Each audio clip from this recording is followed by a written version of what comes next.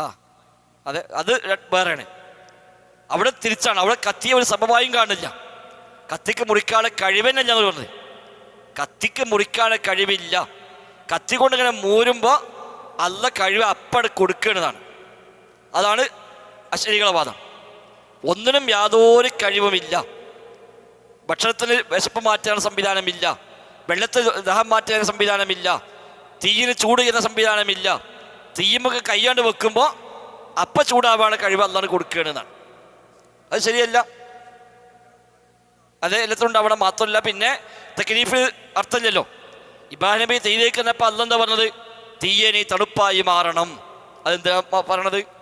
ചൂട് കൊടുക്കാൻ പോലെ ചൂട് കൊടുക്കാതെ മതിയല്ലോ. തീയിലേക്ക് ഞാൻ തീരുമാനിച്ചത് എന്തുകൊണ്ടാണ്? തീ ചൂടുള്ളതുകൊണ്ടാണ്. നാട്ടിലെ യോഗം കൂടി തീരുമാനിച്ചോ തീയിലേക്ക് ഇടണം, കാരണം ഒരിക്കല തീ ചൂടുണ്ട്. അപ്പം അല്ല പിൻവലിച്ചു. തീയിന് ചൂടാക്കുക എന്ന വിശേഷണമുണ്ട്. ആ വിശേഷത്തെ അള്ളാഹു തആല പിൻവലിച്ചു അവിടെ. അതാണ് അള്ളാഹ് എല്ലാത്തിനും നിശ്ചയിച്ചു കൊടുത്തിട്ടുണ്ട്. ആ നിശ്ചയിച്ചത് അള്ളാഹ്ക്ക് വേണമെങ്കിൽ പിൻവലിക്കാം. നമ്മളെ കണ്ണിന് കാണാനുള്ള ശേഷിയുണ്ട്. പക്ഷെ ആ ശേഷി റബ്ബിന് വേണമെങ്കിൽ പിൻവലിക്കാം.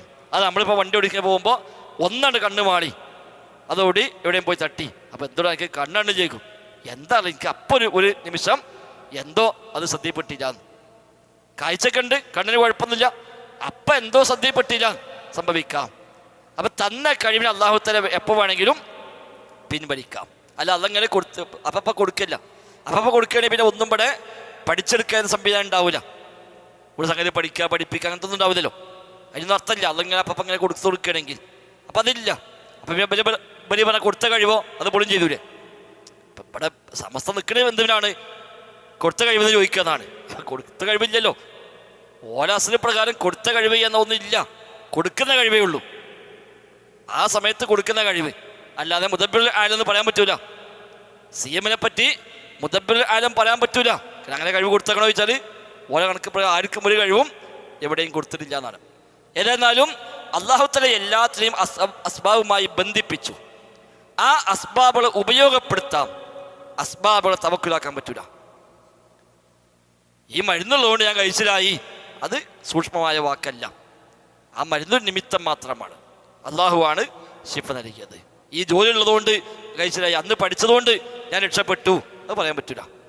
നമ്മളെക്കാൾ പഠിച്ചവന് രക്ഷപ്പെടാതെ പോയോണ്ട്, നമ്മളെക്കാൾ പഠിപ്പുണ്ട്, നമ്മളെക്കാൾ സർട്ടിഫിക്കറ്റ് ഉണ്ട്, വലിയ വലിയ നിലവാരത്തേക്ക് എത്താൻ പറ്റുമല്ലോ, പക്ഷേ എവിടെ എത്തിയിട്ടില്ല. ഒരു വിദ്യാഭ്യാസം ഇല്ലാത്തവനും എത്രയോ ഹൈ ലെവൽക്ക് എത്തിയവനും ഉണ്ട്. അന്ന് ഗൾഫിലേക്കാണ് പോയതുകൊണ്ട് ഞാൻ രക്ഷപ്പെട്ടു അല്ല, നമ്മളെക്കാളും മുമ്പ് പോയവന് ഇതിനേക്കാളും ഇറങ്ങാനുണ്ട്. ഗൾഫ് പോകാത്തവൻ നമ്മളെക്കാളും ഉഷാറായി ജീവിച്ചവനുണ്ട്. അപ്പം അതൊക്കെ ചില നിമിത്തങ്ങൾ മാത്രമാണ്. അവിടെയാണ് തവക്കുൽ വഴിമാറുന്നത്.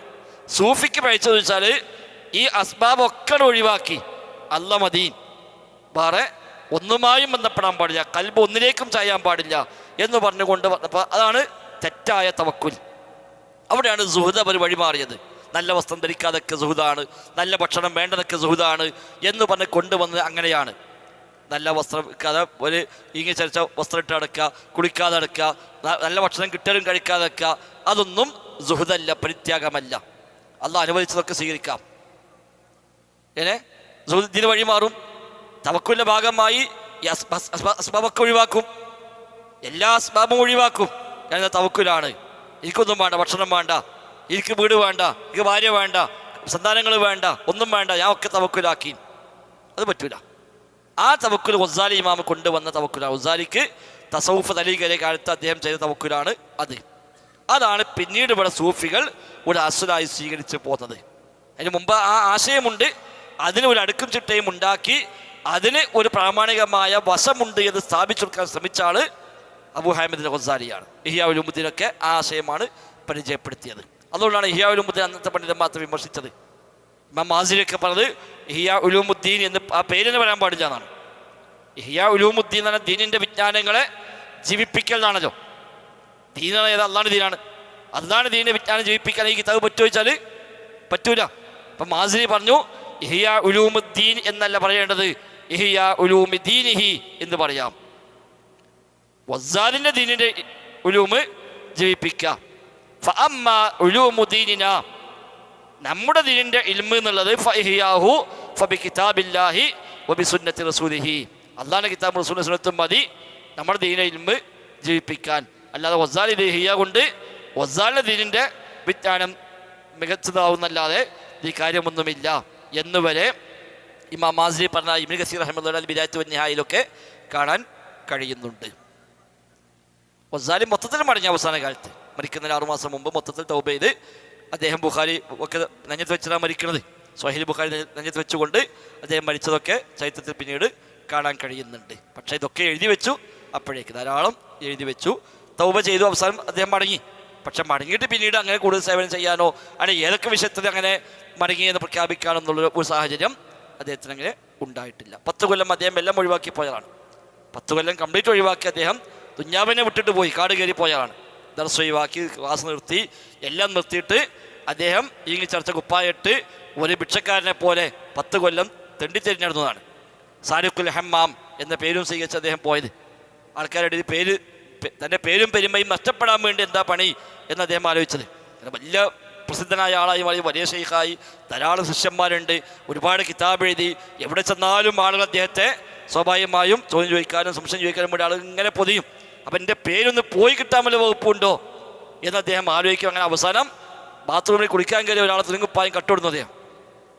ഈ കോമൺ ബാത്റൂമിൽ കുളിക്കാൻ കയറിയ ഒരാൾ ഡ്രസ്സ് അയച്ചിട്ട് കുളിക്കാൻ കയറി. വസാലി നേരെ പോയിട്ട് ആ കുപ്പായ എടുത്തിട്ട് അതിട്ട് അതിൻ്റെ മേലെ മൂപ്പര കുപ്പായ ഇട്ടു. പിന്നെ ഇയാൾ കുളിച്ചിറങ്ങുമ്പോൾ ഡ്രസ്സ് കാണാൻ. അപ്പം ഡ്രസ്സ് പാരെ കൊണ്ടുപോയി ചാക ഒച്ചമ്പോളോ ഇവിടെ പാരും വന്നത്, ഇവിടെ വന്നത് നമ്മളെ ഉസ്താദ് വസാലി ഇമാമാണ്. മൂപ്പരിപ്പോൾ ഏതായാലും ഈ കുപ്പായ എടുക്കൂതല്ലോ. മൂപ്പരെ പോലത്തെ ഒരാൾ ഇപ്പോൾ സംശയിക്കാൻ പോലും പറ്റുന്നല്ലോ. പക്ഷെ വേറെ ആളും വന്നിട്ടില്ല. അവസാനം തെരഞ്ഞു പിടിച്ചെന്താ ഏതായാലും ചോദിച്ചു നോക്കുക, എത്ര വലിയ ഉസ്താദാണ് പറ്റി മറന്നിട്ട് എടുത്തുകൊണ്ടിരിക്കണമെങ്കിലോ. അപ്പം നീ നോക്കി ചോദിക്കുമ്പോൾ ഇയാൾ കുപ്പായത്തിൻ്റെ ഉള്ളിലുണ്ട് മറ്റൊരു കുപ്പായം.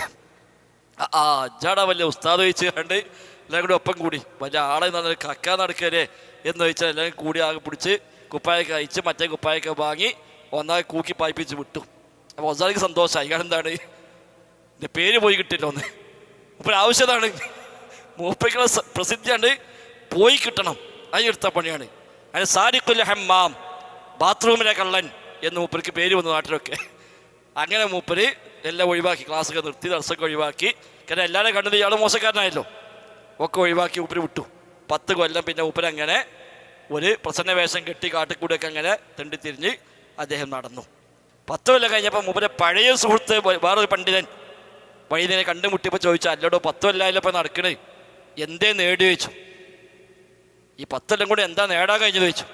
അപ്പോൾ ആ ചോദ്യം അദ്ദേഹത്തെ ചിന്തിപ്പിച്ചു. അപ്പോൾ എന്തേ നേടി വെച്ചപ്പോൾ ഒന്നും പറയാനില്ല. ഈ 10 കൊല്ലം വല്ല ക്ലാസ് എടുത്തൊക്കെയാണെങ്കിൽ എത്ര ആൾ പഠിച്ചു പോയിന്ന് ചോദിച്ചു.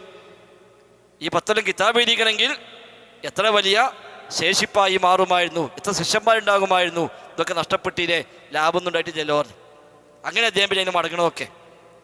അപ്പോഴാണ് ഒരു കുറ്റബോധം ഉണ്ടായത്, എൻ്റെ ആയുസ്സിന് 10 കൊല്ലം ഞാൻ കളഞ്ഞല്ലോ എന്ന് അദ്ദേഹം തിരിഞ്ഞ് പിന്നീട് വരുന്നതൊക്കെ ശേഷമാണ്. പോട്ടെ, വിഷയമല്ല. അപ്പം തവക്കുല് അത് തെറ്റായൊരു ഒരു വശം ഇവിടെ ഒരു ഔദ്യോഗികമായി പഠിപ്പിച്ചത് വസാലിയാണ്. ഇബ്നു തൈമിയ്യ റഹിമഹുല്ലാഹ് അത് വെച്ചുകൊണ്ട് മാത്രം കിതാബ് എഴുതി. അൽ യഖീനു വത്തവക്കുലു ഇൻദൽ വസാലി എന്ന് പറഞ്ഞ വസാലിയുടെ വീക്ഷണത്തിലുള്ള യഖീനും തവക്കുലും എന്ന് പറഞ്ഞുകൊണ്ട് കിതാബ് എഴുതുകയും അതിനെ അദ്ദേഹം കൃത്യമായി ഗണ്ണിക്കുകയും ചെയ്തിട്ടുണ്ട്.